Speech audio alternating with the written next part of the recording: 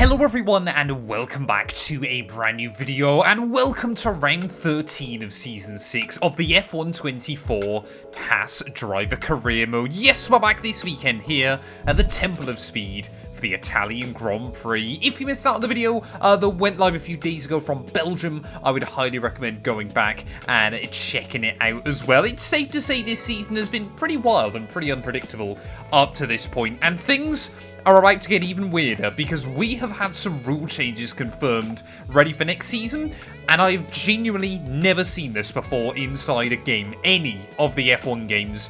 Aerodynamics, chassis, and powertrain are all going to require a major overhaul ready for next season. We have 38 upgrades that we need to try and do between now and the end of the campaign. Luckily, it looks like a lot of them are going to be pretty cheap, so any hopes I had of trying to hold on to some upgrades ready for next season, or some R&D even I should say, is going to be near impossible to do now at this stage of the campaign. And of course, you know, for the likes of, you know, Mercedes with Charles Leclerc, ourselves and Ferrari, what do you do now between now and the end of the season? Do you focus on this year's World Championship, or do you focus on making sure that you have got a car ready to fight in the future? 1 point in it between ourselves and Charles Leclerc right now, with 4 races to go of the year. Oscar Piastri 20 points back, just ahead of George Russell and Fernando Alonso. It could go any of us 5 drivers' way. I mean, you could even count Max Verstappen as being in that fight as well,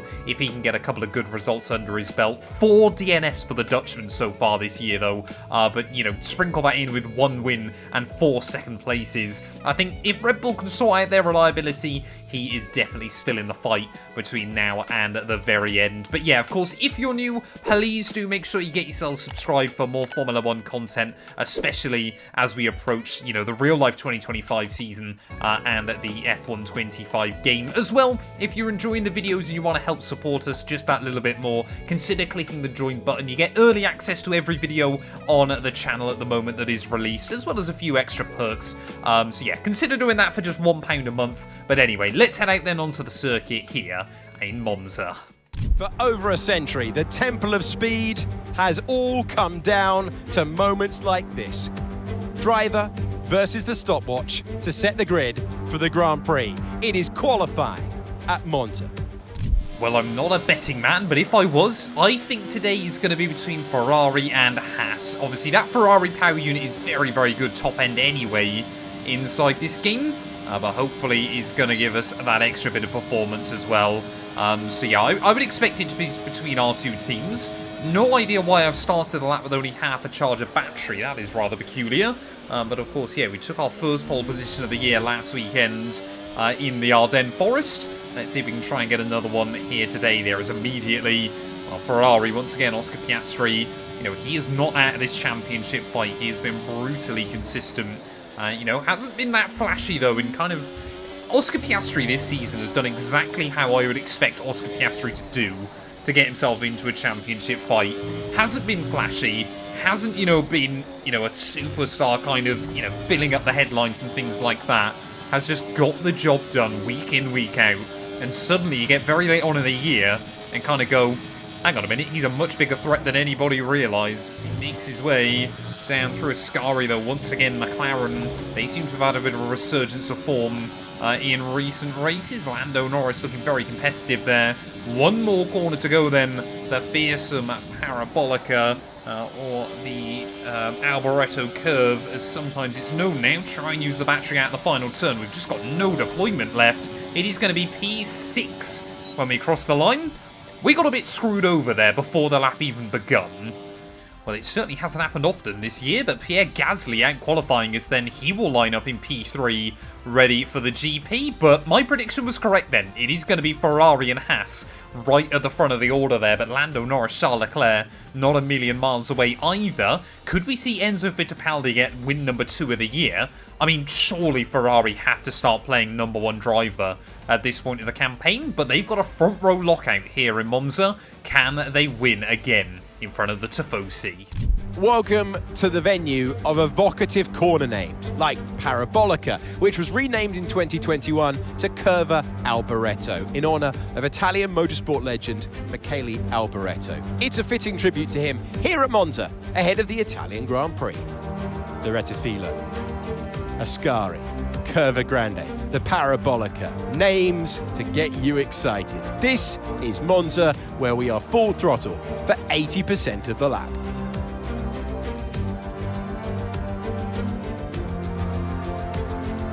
Off the back of a fantastic qualifying session, it's time to see how our starting grid looks like for today's race. Oscar Piastri lines up on pole position, and Enzo Fittipaldi completes the front row. Moving on to the rest of the grid, we have Gasly, Norris, Leclerc, Firestarter, Russell, Fernando Alonso, Hamilton, Verstappen, Stroll, Albon, Behrman, Tsunoda, Ocon, Zhou, Perez, Vesti, Iwasa, and Daniel Ricciardo fills the last spot on the grid. Which of these talented drivers will come out on top today? Okay, this is our engine supplier's home Grand Prix, which means there's a lot of very important people here behind the scenes. I'd love to give them a strong result to watch today, plus a good result might make my post-race meetings a little bit easier. Well, here we are then down on the grid, and I tell you what, there is not a chance Ferrari would have allowed Haas to run this well IRL. You know, if this season was real life, just no hope. Ferrari would have done something to make sure that Haas don't perform like this, and I'm sure today they would make sure that it is going to be all about Ferrari to win this Grand Prix. But we've got a World Championship to win, and luckily this is a game waiting on the grid then for those 5 red lights here in Italy. A mighty long hold, a really long hold, but it is finally lights out and away we go there. George Russell, Charles Leclerc even getting off to a particularly good getaway. Russell behind me as well, actually responding pretty well there as Leclerc is going to go around the outside of Fittipaldi and towards someone. We're going to be sandwiched by both McLarens. I mean, what am I meant to do? What am I meant to do there? George Russell just launched it over the curbing. Luckily, we only get a little bit of front wing damage. We're going to immediately try and make a grande move up in towards turn 4 there. But yeah, Charles Leclerc, though, of course, won here in front of the Tifosi back in Season 3 of this career mode, en route to his first World Championship. Is he going to win again? You know, maybe the Tifosi this time around won't be cheering him on as much, but you just see there we are definitely costing a little bit of speed through the corners already. Your top 4 have kind of broken away off the start of this one. I mean, Oscar Piastri's actually done a good job breaking away from Pierre Gasly, who could be on for his first podium of the year if he plays his cards right today. I think, though, the car, I mean, it's definitely not as competitive as I'd want. We will get that front wing changed in the pits, make sure we don't have what happened to Belgium last weekend, you know, where the team don't change the wing. But, I mean, how much bad luck can I get on this game? You know, I don't do restarts. I try not to avoid restarting races, and kind of what happens is what happens. But it can be very frustrating. Because we've got almost, I think they are 3 wide up in front. Leclerc, Fittipaldi, and Pierre once again. I mean, this works out perfectly for Oscar, who's just going to try and build a little margin. But Gasly's not afraid to get his elbows out. But it's not really in our best interest right now to try and hold up some of these cars. George Russell will go around the outside. Lando Norris will follow him by. McLaren, both their drivers are a little bit out of the Drivers' World Championship, but they're looking pretty good still in the Constructors here, as I'm hoping they won't squabble too much with each other. I mean, they're definitely squabbling up the road, though. We've kind of got to let them get on with it there, as here comes Alonso, another man that's just quietly kept himself in the fray, as banging wheels go those 2 McLaren cars out of the final corner. Let's try and do a top speed test then. Just how quick can this car be in a straight line? There goes 220 miles an hour. There goes 230. And we've got nowhere left to go. 3 wide again. Alonso's mugged off both McLaren cars. He's made up like 3 overtakes in the space of 3 corners there. That's impressive. There's Lando versus Fernando at the first couple of turns. George Russell's got nothing on the exit of turn 1. Yeah, the ERS still is incredibly potent, even on a track like this, combined with our straight line speed there, as Norris, we'll go around the outside of Fernando. We cannot afford to lose any more front wing. But I don't get how Fernando's got so much straight line speed off some of the really odd corners. At Mascari, for example, he is absolutely flying along as there goes 232 miles an hour that time round. And we'll make the move back up into P4. I mean, I don't want to say too early on, but it kind of feels already that our top three have broken away. Obviously, we will change, like I said, we will change the wing and the pits. But how far do we go before we try and, you know, stop a little bit early and get the undercut? Well, on what should have been a really, really good track for both drivers here. Looks like Pierre Gasly, I think, has also picked up some front wing damage because he's dropping away from Leclerc pretty aggressively at the moment. Either that or he's got some other technical issues with the car. But, I mean, how much bad luck can we get early on in this race, especially, you know, when we're trying to fight with other teams in the constructors? Can we try and get around Pierre then back in towards turn 1? I can't see any damage on that front wing, so I reckon he's just got some technical gremlins. But such a shame. Well, that's not quite where I wanted to be there. Pierre Gasly will again say thank you very much, and, well, he's kept the DRS as well in the process. I think we might have to try and dive in. We're actually struggling with rear tyre temp as well. Take a look there, that rear left, sorry. I mean, what is this? I mean, it is like Formula NASCAR around here. It's so ridiculous, but yeah, we're going to try and dive in then a little bit early, move over to the hard compound. Hopefully then we won't struggle as much with the rear temperatures overheating. But also, yeah, get a new wing on the car because it's definitely costing us more time the damage currently showcases. So this is a big old gamble here. We were doing 50. Are you having a laugh? We were doing 50 miles an hour. It said 50 miles an hour. How can it be inconsistent with that on this game? I just don't get it, man, honestly. How many races can just things come away from us like this? Like, I don't know how George Russell thinks like that's acceptable down at turn 1. That was a fantastic stop, faster than we were expecting. Again, just like Belgium now, this turns into a race of damage limitation. But unless we get a safety car, a 10-second penalty, I mean, we can't even serve it, can we? Even if we do get a safety car. How much bad luck can I get? Well, I'm starting to get a little bit nervous just how far the AI going on their medium compounded tyres. I mean, we're setting new fastest laps. The wear on the hards is nothing at all. So yeah, I'm just a little bit confused by it. I'm kind of looking at the gaps in front. I'm hoping we'll come out around Pierre Gasly. Maybe if we can just get ahead of our teammate. I mean, the big one, I want to beat George Russell after what he did to me on lap 1. Well, this is going to give us a better idea then of where we're at in this Grand Prix as I load more cars into the pit lane. Verstappen having a pretty terrible afternoon, but that Red Bull is just not that strong here. As we've come out ahead of Russell and Gasly then, so that's good news. Lift a little with gentle braking into corners to recharge it.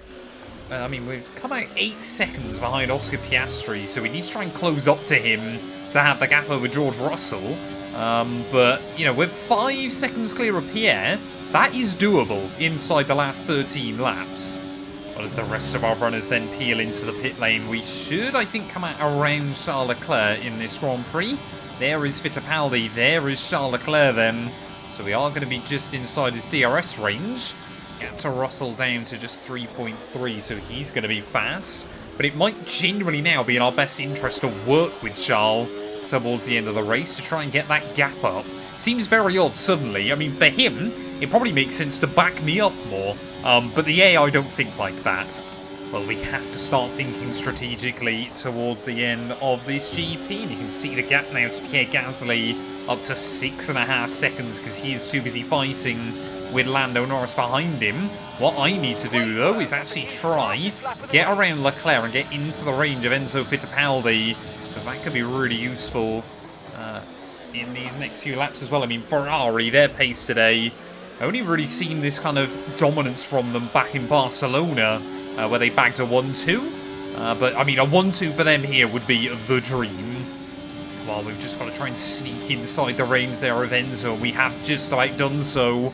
Gap 9.5 tenths as we make our way through the final corner as we approach 2/3 distance then here today. I mean, things are looking pretty good still at the moment. How have I not got the DRS? 7.5 seconds.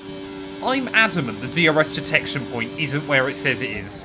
here. I'm adamant, because the amount of times that's happened where I've been inside a second into that final corner and lost it on the exit and not got the DRS, it's just bizarre.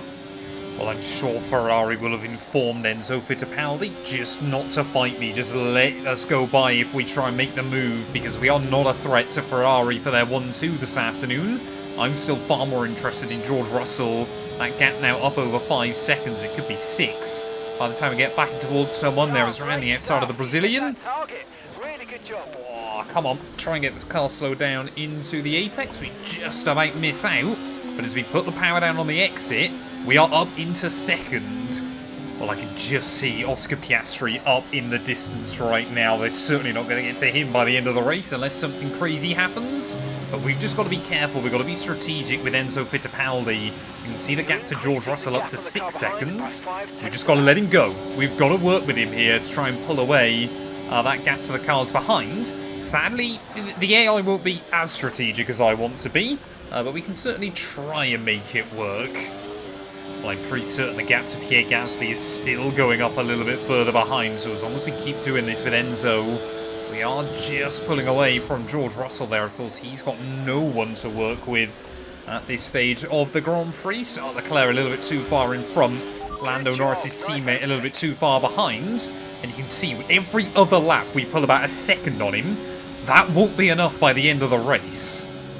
Well, we've got 2 laps to somehow try and pull away 3 seconds from George Russell here late on in the race. Fittipaldi again will go through. And yeah, it's just looking like we're not going to have enough time there, as I thought for a second that might be the engine going. That would be really disappointing. Anybody that's kept up with the My Team career mode in recent times will know I've had so many mechanical failures over in that series towards the end of the season. Just like this series, we are trying to fight for a world championship over there as well, but come on, we've just now got to try and stick close. We've basically got to try and push Enzo along on this lap. I mean, like I said, the gap behind Russell is massive. Gasly has helped us out in that regard. Bit of a shame that his race kind of went down the pan as well. Haas have just had not much luck around this circuit today, but I mean, one driver that has... Well, I wouldn't even say it's luck, to be honest. Oscar Piastri, what this race has been for the young Australian is redemption.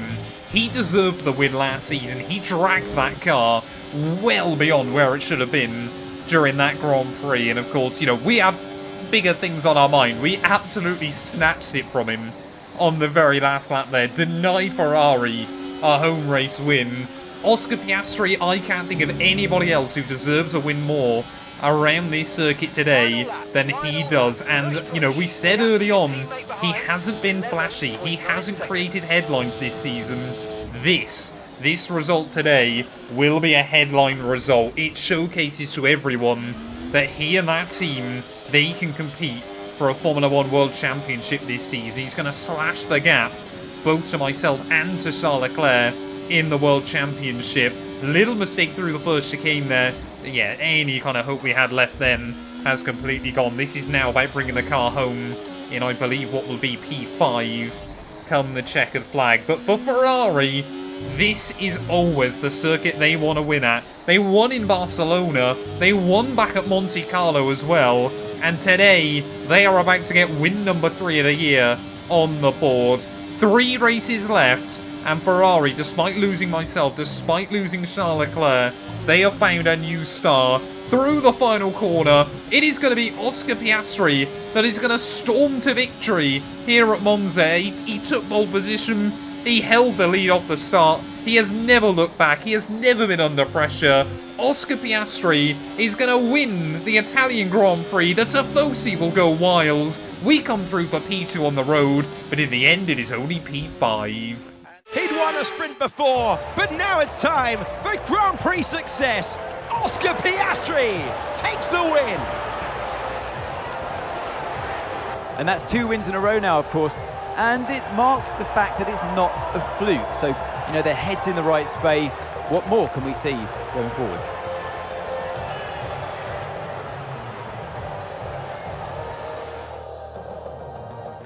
Ferrari are at it again. An excellent performance at today's Grand Prix, and they're certainly a team that know what they're doing out there.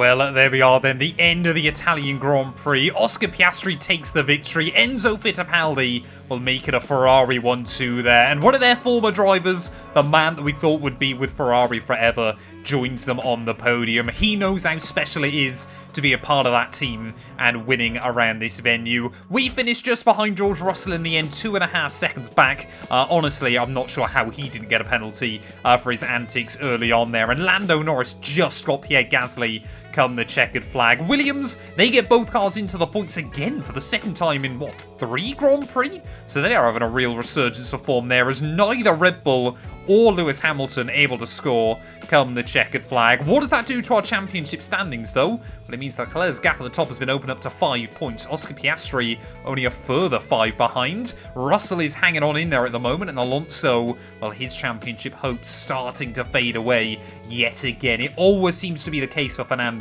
that with kind of 3-4 races to go, the maths just starts not adding up for him, and it's going to be another disappointing end. Constructors-wise, Mercedes now with an 11-point lead. Ferrari just 27 back, though. So, I mean, now, yeah, we've got a 4-way championship fight going on in the Constructors. They just need Lance Stroll to pull his finger out down at Aston Martin as well. But thank you all so much for watching. If you have enjoyed, please do make sure to leave a like, get yourself subscribed, and we'll be back very soon when Formula 1 returns ready for the Singapore Grand Prix.